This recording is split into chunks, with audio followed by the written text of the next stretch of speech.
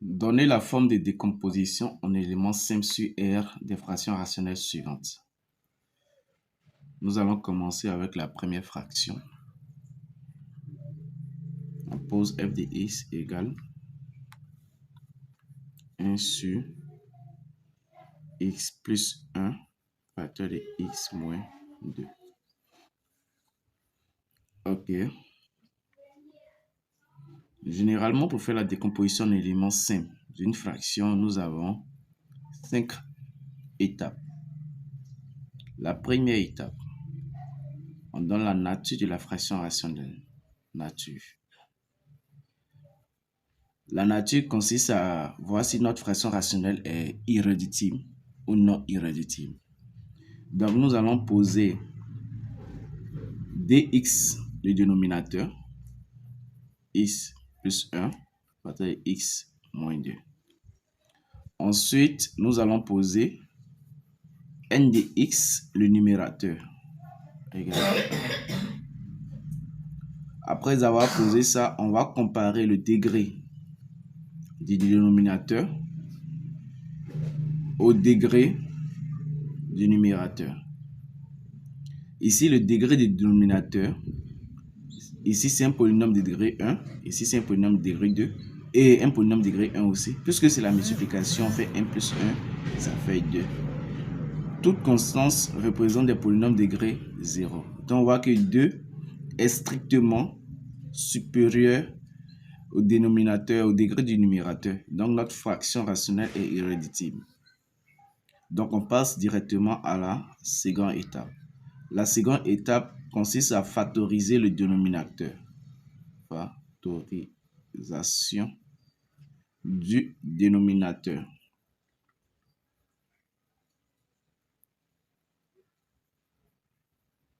Mais pour factoriser le dénominateur, on regarde dans l'ensemble dans lequel nous travaillons. Ici, on nous a demandé une décomposition sur R. Donc, on va factoriser le dénominateur dans R.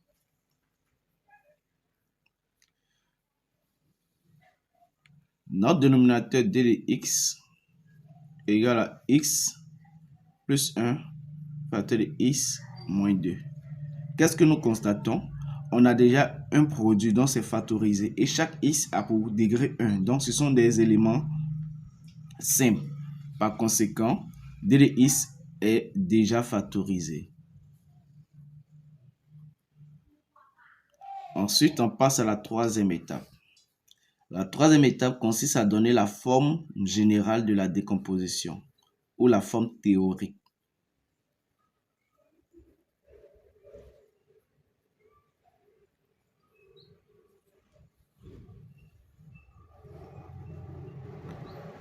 Nous savons que f de x est égal à 1 sur x plus 1 facteur de x moins 2. Pour donner la forme générale, on regarde les dénominateurs.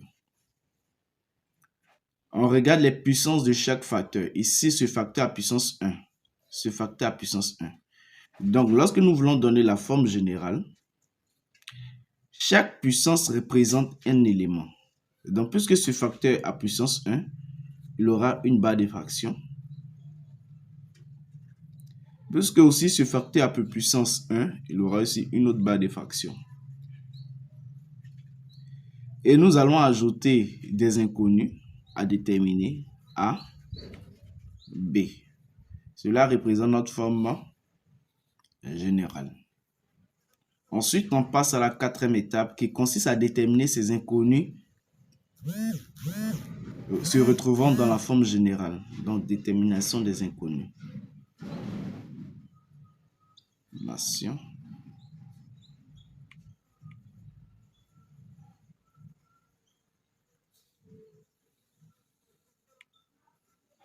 Pour déterminer les inconnus, nous allons transformer notre relation.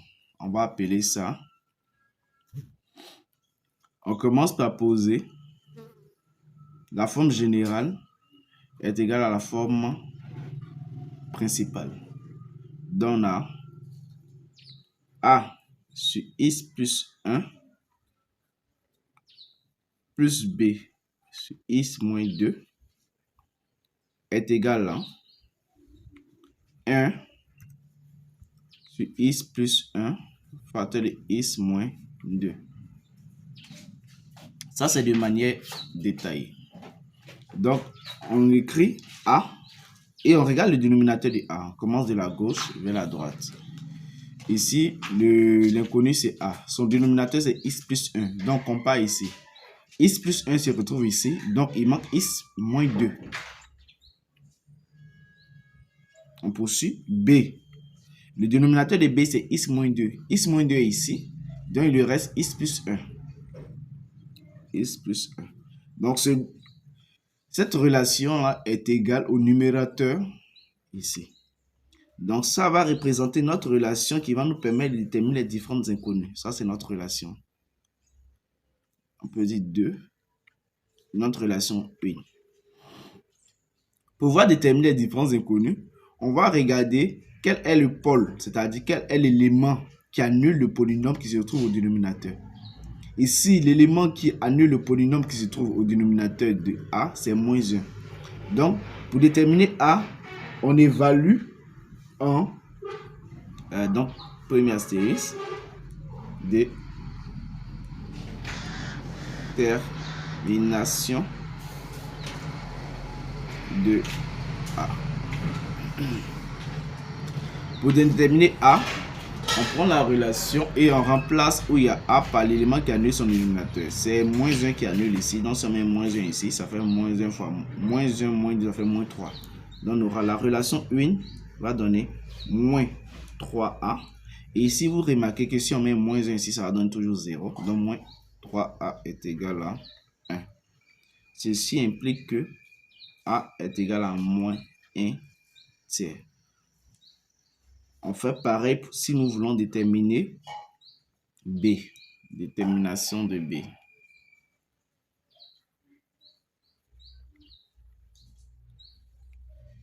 L'élément qui annule le polynôme se retrouvant au dénominateur de B, c'est 2. 2 moins 2, ça fait 0.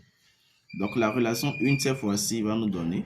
Si on met 2 ici, vous voyez que ça donne toujours 0. Donc pour ne pas se fatiguer, remplacez toujours au niveau de l'élément qu'on cherche. Donc si on remplace ici 2, ça fait 2 plus 1, ça fait 3. Donc, ça fait 3B est égal à 1. On nous donne B est égal à 1 tiers. Ensuite, on peut donner la cinquième étape qui consiste à donner la forme décomposée. Donc, la forme décomposée, on va mettre ça ici, comme il n'y en a plus de place. Donc, la forme, cinquième étape, la forme décomposée. Forme décomposée. Donc, on va dire f de x égale, on prend la forme générale et on remplace les inconnus par les valeurs.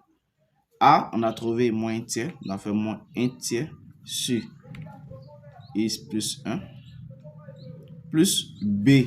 B, on a trouvé 1 tiers sur x moins 2.